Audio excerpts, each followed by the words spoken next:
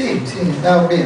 Por suerte, el percance del fin de semana todo bien, así que sí, contento sobre todo porque haber clasificado primero y bueno, esto un poco te da fuerza para seguir en este duro torneo y con lo que va a venir ahora con los partidos del playoff.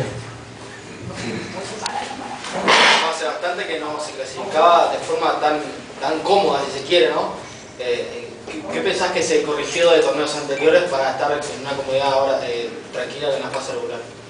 Bueno, por ahí siempre decimos y lo que siempre intentamos es de mantener la base del equipo, y creo que en cierto modo es un equipo que se ha conformado con jugadores que ya vienen desde hace varias temporadas, y eso hace que por ahí el equipo se vaya armando en su solidez. Así que bueno, de cualquier manera creo que viene la parte más dura, que son los partidos del playoff, así que esperemos seguir con esta racha positiva. ¿Cómo te pone a vos que los chicos que son de la cantera del club tengan un presente tan bueno acá?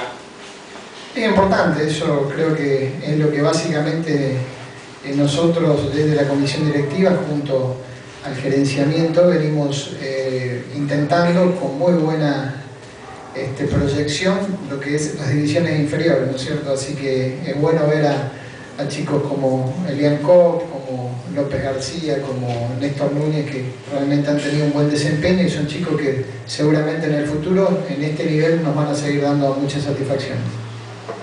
César, ¿cómo se decidió el hecho de la formación del equipo para esta última fecha, habida cuenta del riesgo que significaba jugar 72 horas antes de un partido tan importante como visitante? ¿Por qué se decidió poner lo mejor dentro de la cancha?